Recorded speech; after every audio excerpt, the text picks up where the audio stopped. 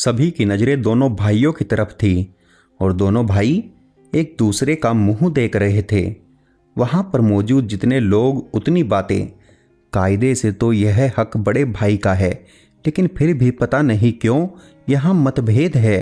अरे, छोटा भाई पूरे घर पर अपना मालिकाना हक चाहता है, इसलिए वो यह सब कर रहा।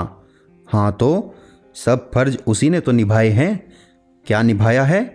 हम सबसे भी छुपा नहीं है। बेचारे खाने पीने के लिए तरस जाते थे। अरे, हमने सुना है कि बड़ा बेटा पैसे भेजता था। छोटे ने तो अपने हाथ खड़े कर दिए थे कि वो अपने माता पिता का खर्चा नहीं उठाएगा। मनोहर लाल जी का पार्थिव शरीर इंतजार कर रहा था कि आज कौन बेटा उनको मुक्ति देगा।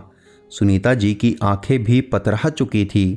दोनों बहुएं भी चुपचाप एक कोने में एक दूसरे का हाथ पकड़े खड़ी थी। तभी पंडित जी की आवाज़ से सभी की तंत्रा टूटी। बड़ा बेटा आगे आए। बड़ा बेटा नवल अपने छोटे भाई धवल का हाथ पकड़कर आगे आया। पंडित जी, पापा के अंतिम संस्कार की सभी विधियां धवल करेगा। नवल की बात सुनकर सभी चौंक गए। पंडित जी बोले, लेकिन यह हक बड़े का है। हक? नवल व्यंग्यात्मक हंसते हुए बोला, पंडित जी, हक उसका होता है जिसने सेवा की हो और घर की जिम्मेदारी निभाई हो। पापा के अंतिम दिनों तक डांट इसने खाई। कैसे भी जतन करके यह पापा को हॉस्पिटल लेकर गया। पापा के हर दुख का सबसे पहले हिस्सेदार यह बना, तो आज मैं यह हक इससे कैसे छीन लूं? बड़ा बेटा होने का मैंने क्या ही फर्ज निभाया, सिवाय इसके कि हर महीने मैं फर्ज के नाम पर धनराशि भेज देता था, क्योंकि जानता था कि इससे ज़्यादा मैं नहीं कर पाऊंगा। पापा कभी मेरे साथ रहने को तैयार नहीं हुए और मैं नौकरी छोड़कर यहाँ नहीं रह सकता था। जब इस घर की जिम्मेदारी तुम्हारी है तो बेटे होने का फर्ज भी तुम ही निभाओगे। धवल भैया बोलकर उसके गले लग गया। नवल के आज इस फैसले से धवल के दिल में नवल के लिए बनी दरार मिट गई। धवल ने सभी क्रियाकर्म किया और नवल उसका हाथ मजबूती से पकड़े था। उसे यह एहसास दिला रहा था कि तू ही पापा का इस घर का सबसे लायक बेटा है। सभी पिता की तरह मनोहर जी भी यही चाहते थे कि उनके दोनों बेटे अच्छे से पढ़ लिख कर कुछ बन जाएं, लेकिन धवल का पढ़ने से ज़्यादा मन मस्ती करने और कुछ न कुछ जुगाड़ करके अपना काम निकालने में लगता था। नवल पढ़ने में होशियार था। मेहनत करके एक प्राइवेट कंपनी में जॉब करने लगा। जब तक बेटा माता पिता के अनुसार चलता है वो सबसे अच्छा और लायक बेटा रहता है, लेकिन जिस दिन उसने अपनी खुशी देखी उसी दिन उससे सारे रिश्ते तोड़ लेने की धमकी दे दी जाती है। और अगर बेटे की खुशी को अपना भी लिया तो उसे वो मान कभी नहीं मिलता।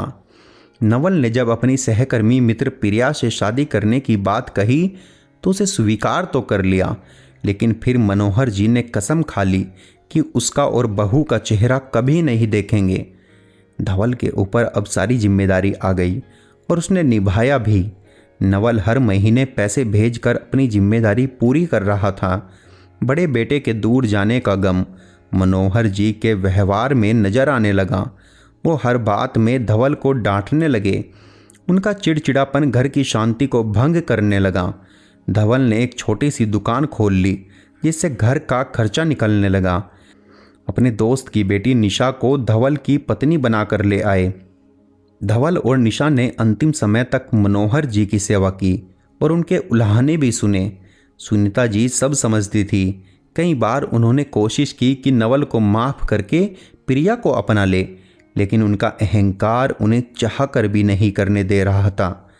बीमारी ने जब उन्हें जकड़ लिया और यह महसूस हुआ कि अब अंतिम सफ़र पर निकलने का वक्त आ गया है, तो उन्होंने नवल और प्रिया को बुलाया, लेकिन उनके आने से पहले ही वो दुनिया छोड़ गए। धवल के मन में भी नवल को लेकर गुस्सा था। उसे यही शिकायत थी कि भैया की वजह से ही मनोहर जी उसे नालायक बोलते थे और हमेशा यही ताना देते थे कि तू भी अपने भाई जैसा है जो सिर्फ अपने बारे में सोचता है। कभी कभी इस बात पर धवल का मनोहर जी से झगड़ा भी हो जाता था कि अगर भैया इतने ही अच्छे हैं तो आप उनके पास क्यों नहीं चले जाते। मैं जितना कर सकता हूँ उससे कहीं ज़्यादा ही कर रहा हूँ। नवल धवल की मनोस्थिति अच्छे से समझ रहा था और फिर लोगों की बातों से उसका भी मन उद्वेलित हो गया। बरसों बाद वो घर वापस आया था और अब फिर से अलग नहीं होना चाहता था। उसने एक बदलाव की कोशिश की कि जिसने जिम्मेदारी निभाई हक भी उसी को मिलेगा।